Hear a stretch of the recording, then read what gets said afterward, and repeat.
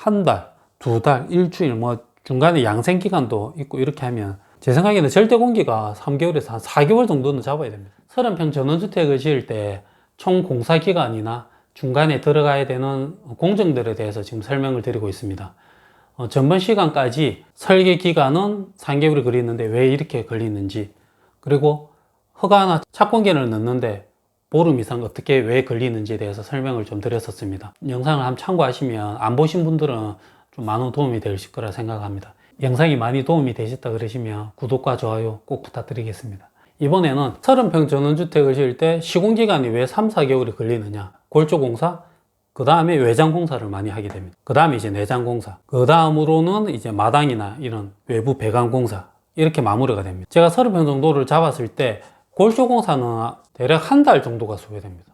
단층이면 좀 더 줄어들겠지만 2층 정도 규모가 되면 콘크리트를 한 3번 정도는 쳐야 됩니다. 한 번 칠 때마다 일주일에서 한 10일 정도 예상을 봅니다. 한 달이 소요가 되면 더 좋은 거는 조금 양생을 시키는 게 좋습니다.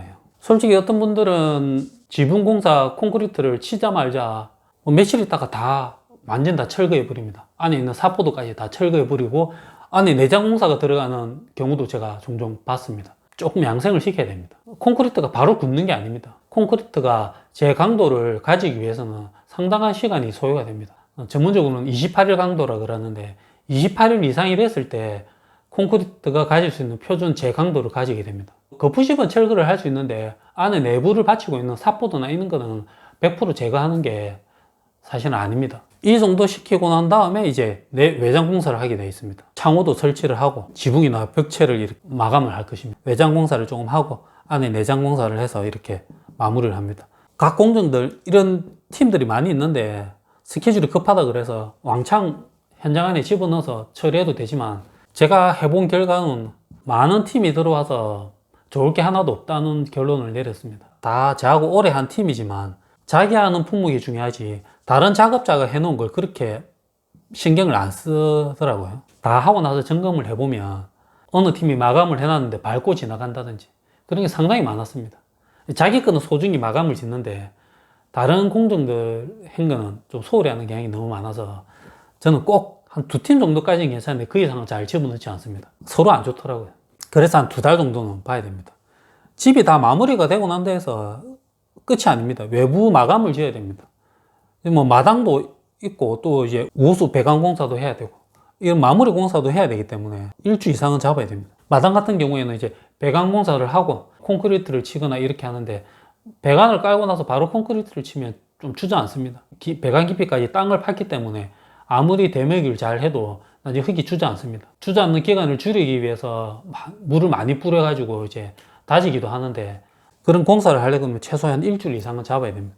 이렇게 보시면 한 달, 두 달, 일주일 뭐 중간에 양생 기간도 있고 이렇게 하면 제 생각에는 절대 공기가 3개월에서 한 4개월 정도는 잡아야 됩니다. 근데 중간에 뭐 장마철이 껴 있다든지 너무 무더위가 있어가지고 중간에 작업자들이 도저히 작업할 수 없는 경우가 생기거나 너무 추워가지고 습식 공사가 좀 불가능한 시점도 있습니다. 그렇게 되면 공기가 조금씩 늘어나게 되어 있습니다.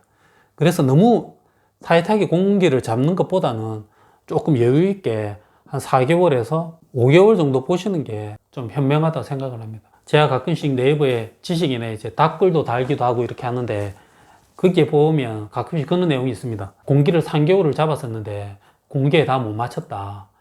이거를 뭐 법적으로 어떻게 해야 되냐. 이런 질문도 올라오는 걸 제가 가끔씩 확인하고 했는데 제 기준에는 그 3개월에 절대 할 수 없는 계약을 한 것입니다. 절대라는 건 없지만 제 생각에는 그 3개월 안에 공사하기가 힘든데 기술 좋으신 분들은 그렇게 하시는 분도 있습니다. 그렇지만 3개월에는 좀 무리지 않을까 개인적으로 생각을 합니다. 솔직히 저는 좀 무리입니다. 그래서 항상 계약을 할 때 제가 말씀을 많이 드립니다. 빨리 해달라 그러면 절대 해줄 수가 없다. 꼼꼼히 잘해달라 그러면 제가 얼마든지 잘해줄 수가 있는데 계약할 때 그렇게 이야기합니다. 빨리 해달라는 소리만 하지 말라고. 15일 빨리 했다가 나중에 하자로 엄청난 고통을 받는 것보다 차라리 지금 공사하는 기간에 왜 빨리 안 해주냐고 제가 욕 듣는 게 더 낫다고 말씀을 드립니다.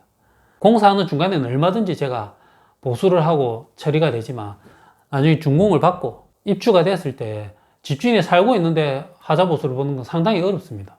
그렇게 하면 솔직히 면도 안 쓰고 공사하는 기간에 왜 빨리 안 해주냐고 그 소리를 듣는 게 제가 낫지.